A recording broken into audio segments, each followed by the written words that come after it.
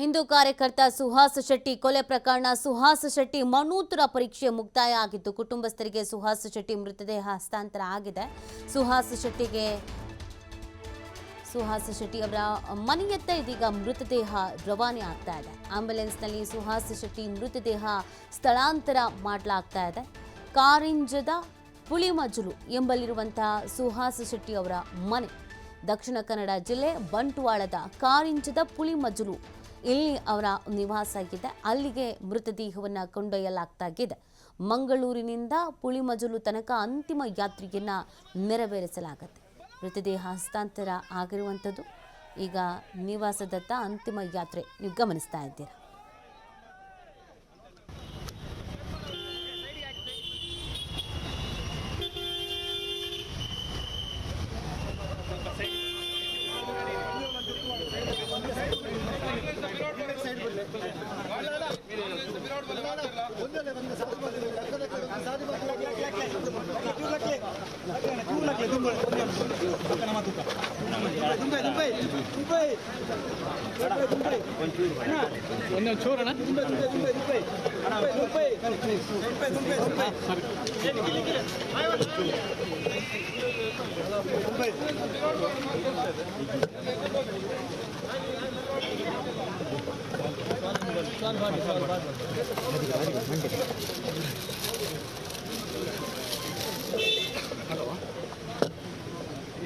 Visuals ಬರ್ತಾ ಇದೆ. ಮೋಜು ತಗೊಂಬಿಡಿ, ಅದನ್ನೇ ಡೈರೆಕ್ಟ್ ತಗೊಂಬಿಡಿ.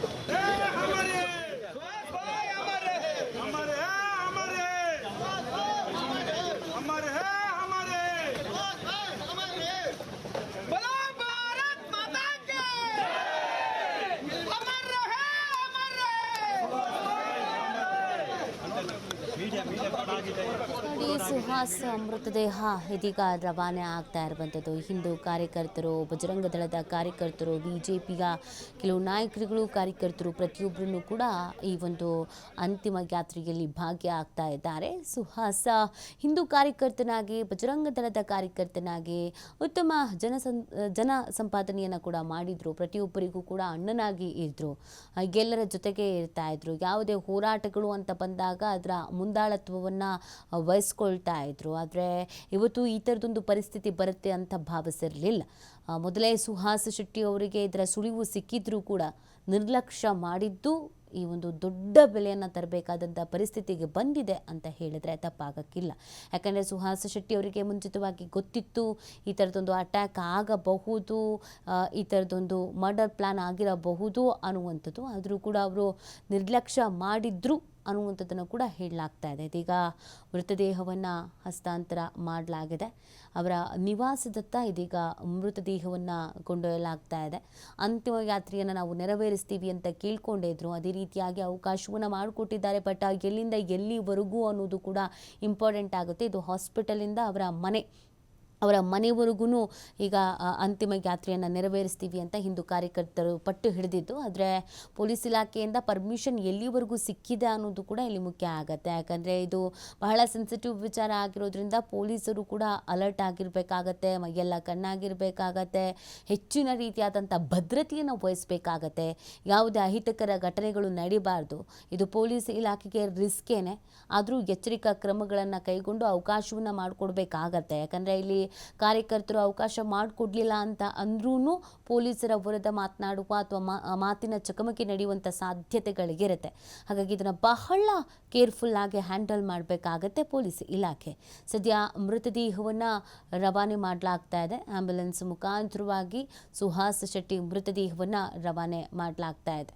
ಅವರ ಪೋಷಕರು ನಿನ್ನೆ ವಿಚಾರ ಗೊತ್ತಾಗ್ತಾ ಇದ್ದ ಹಾಗೇನೆ ಆಘಾತಕ್ಕೆ ಒಳಗಾಗಿದ್ರು.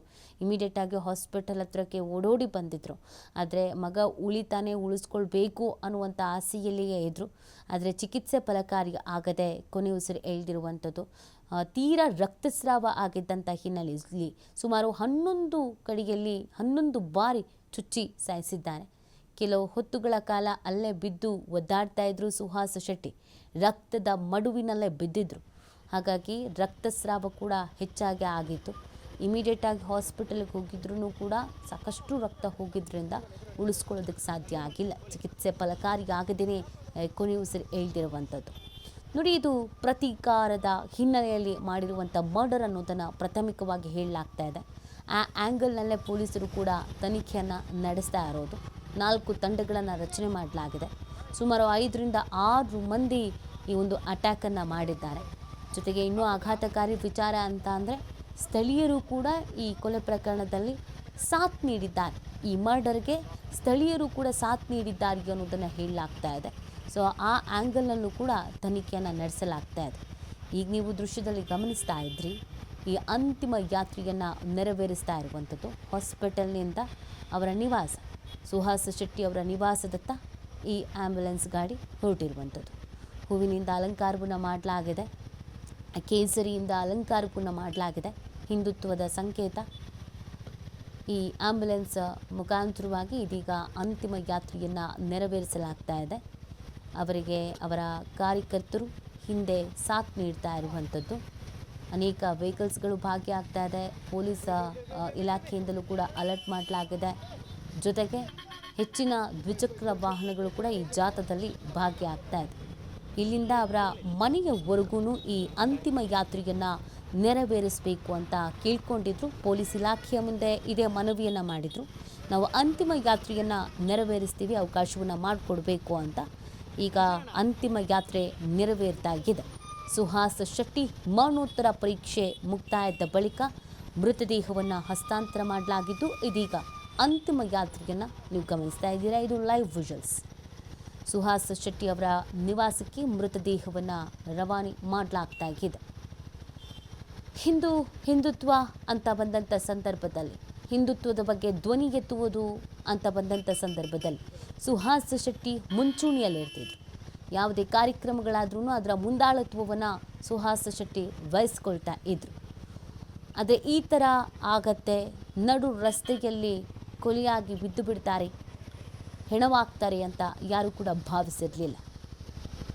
ಇದು ಹಿಂದೂ ಕಾರ್ಯಕರ್ತರ ಮನಸ್ಸಿಗೆ ಘಾಸಿಯನ್ನು ಉಂಟು ಮಾಡಿರುವಂಥ ಪ್ರಕರಣ ಕೂಡ ಹೌದು. ತನಿಖೆ ಆಗಬೇಕು ಅನ್ನುವಂಥ ಆಗ್ರಹ ಹೆಚ್ಚಾಗ್ತಾ ಇದೆ.